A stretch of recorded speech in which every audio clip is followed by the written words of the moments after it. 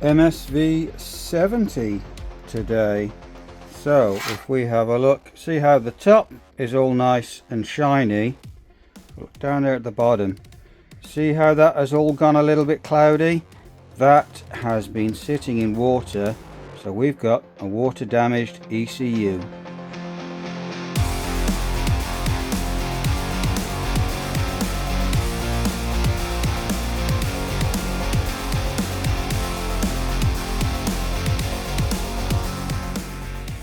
And it's way more obvious when you see on this side. You can see all that chalky white corrosion.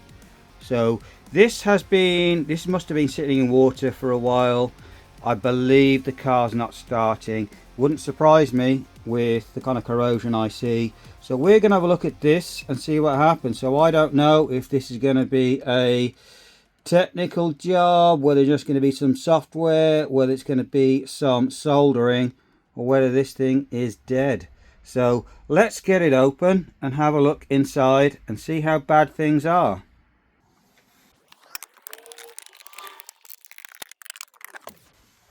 I might have to psych myself up a bit now for this. So the reveal. Oh dear. Okay, and yeah, we can see the green from copper there, from something leached into that rust. And look at all of that.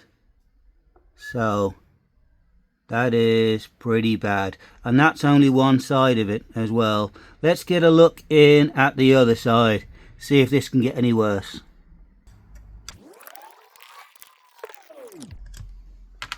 I think this should come out now. Let's see if he is. Oh, he's coming up. He is kind of stuck in by this racing yogurt we have all around it. And okay, so not so bad on this side. That there at the bottom there, that not hexagon, rectangle, that is our main flash. I believe the EEPROM is part of that, so I think we're going to have to swap that into another ECU, as I don't think this thing is going to communicate.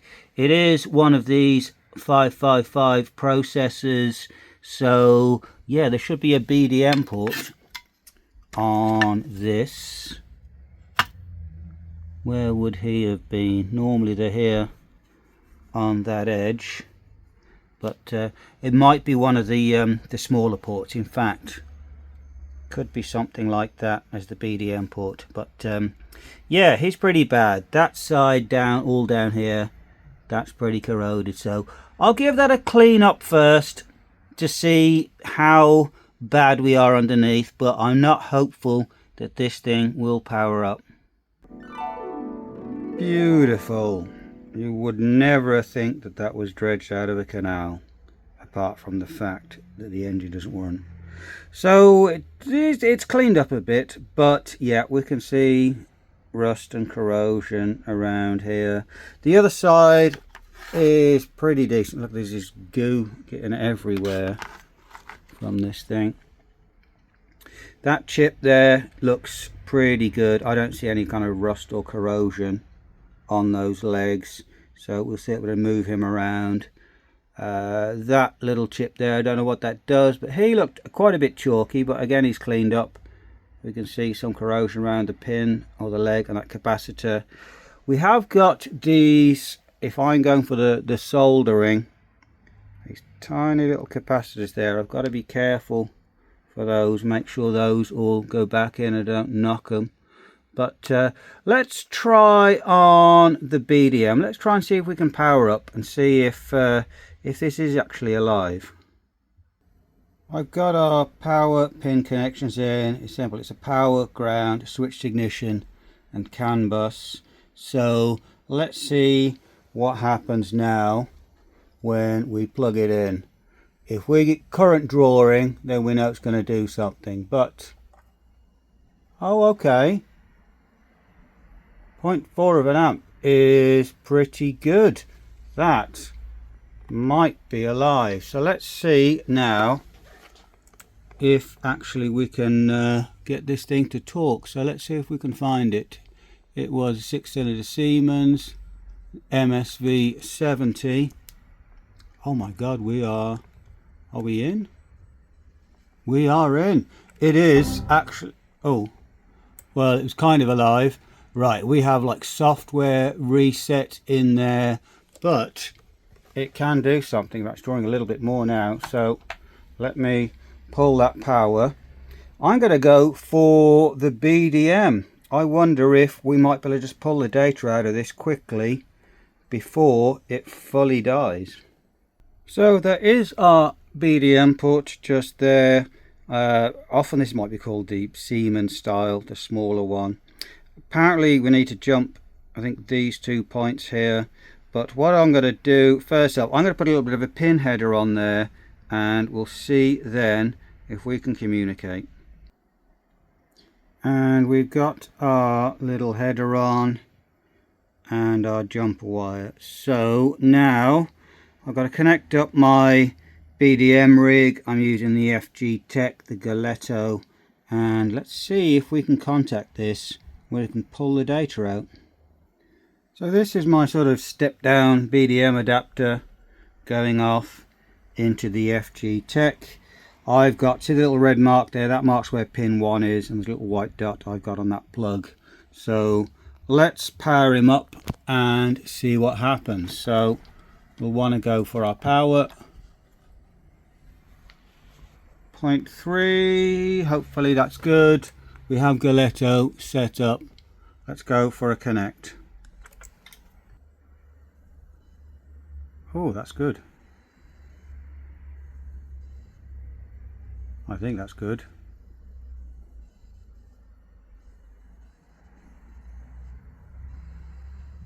What have we got?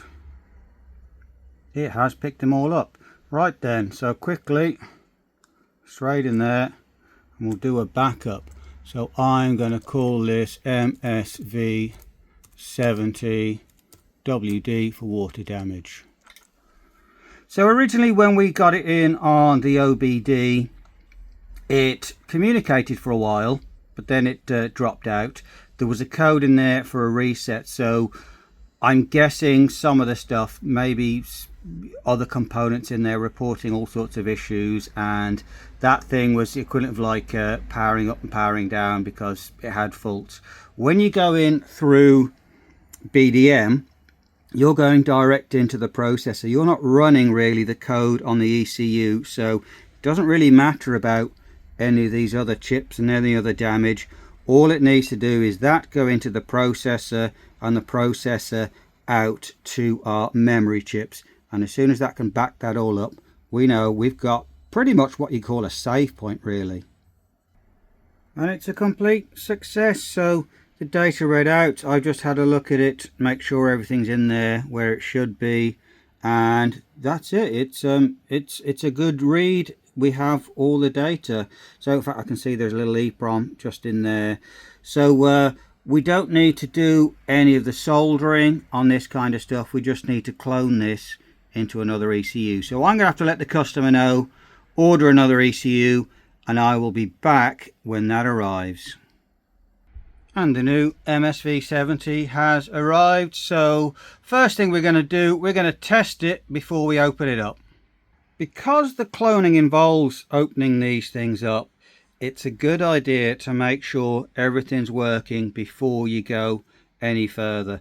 Otherwise it's going to be a little bit harder to return something if you've been opening it and fiddling it around. So this is the kind of thing that I look at when I'm getting a replacement ECU. On these ones you can see these metal tabs is not only have they not been touched before, but there is no traces of rust or corrosion around them, as that will often give stuff away that it has been damp before.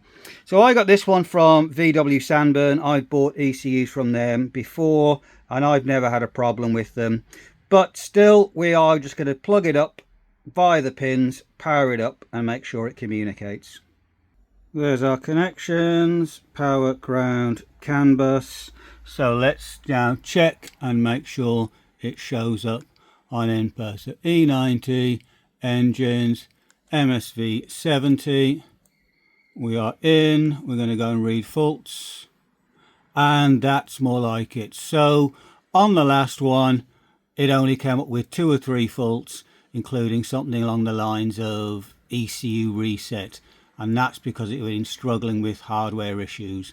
So that looks all good. We can get on with the cloning.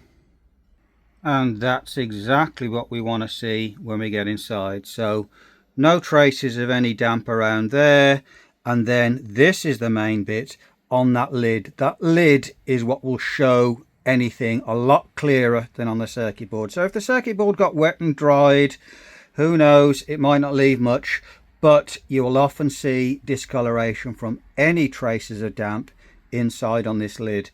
And he is all super shiny, so with this one we know 100% has been dry its life, and it's all good to go. So there's our link wire to get into the BDM mode and our header, and he's connected up to the Galetto, so let's see if it talks.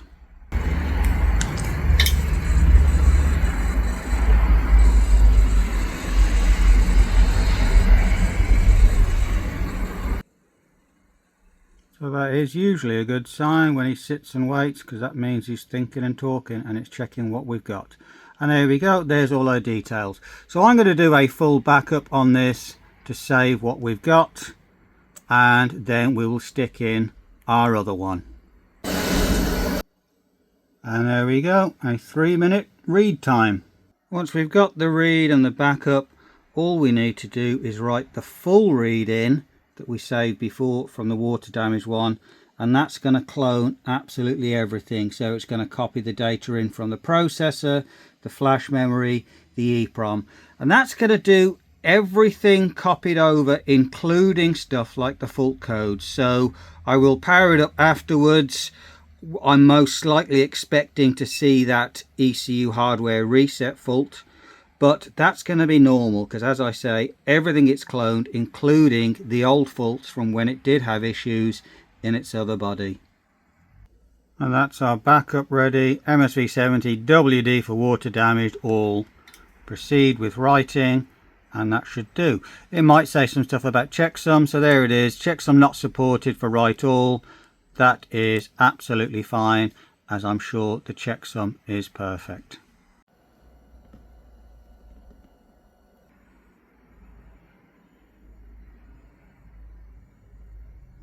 And that's 9 minutes on the right, and we have it done. So now we're going to stick it onto input and make sure it's made its way through the surgery.